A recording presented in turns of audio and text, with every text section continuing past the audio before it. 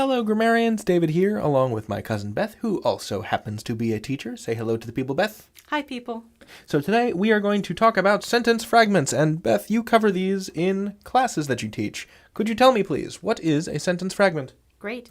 A sentence fragment is when a student writes a sentence and they think it's a sentence, but it's one that tells maybe what happens, but doesn't include who, or it might include who, but doesn't tell what happens. So sentence fragments don't tell the whole story. Mm-hmm. The way I would put it is that a fragment is a piece of a sentence that cannot stand on its own, but nevertheless incorrectly ends with a period. So the whole story, for instance, would be a fragment. This is a fragment. It could be a sentence, but it's missing something. Beth, what is it missing? What is the whole story missing? Well, we've got a subject, but we don't have what we would call a predicate. In other words, so we're giving a subject, but we're not telling what happens to that subject. All right, so the whole story began 10 years ago.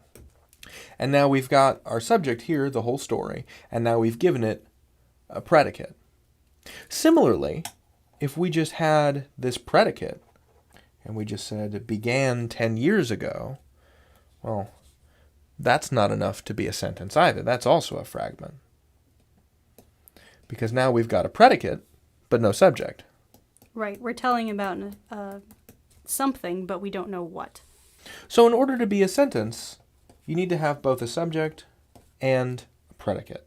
So you need to have a thing, like a noun or a pronoun, and then you have to have something happen to that noun or pronoun, or something performed by that noun or pronoun.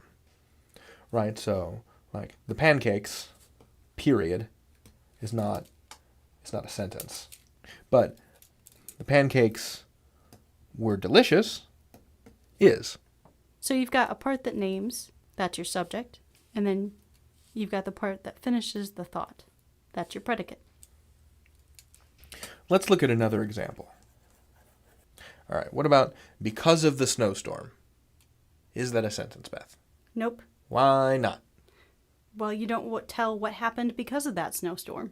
So this is what we'd call it's not even a dependent clause, right? This thing doesn't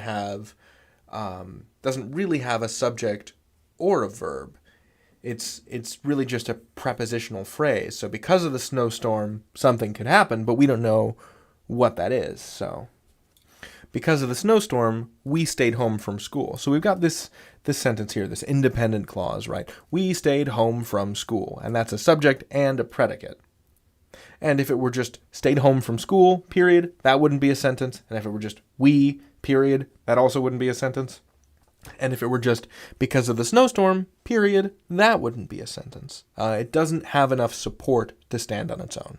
But altogether, because of the snowstorm, comma, we stayed home from school, period, that is a sentence. So in order to make sure that you're building sentences, you have to make sure that what you've got is a subject and a predicate. You've got to have a subject and a verb, put them together, slap on a period, you've got a sentence. You've got some good sentences there, David. You can learn anything. David out. And Beth out.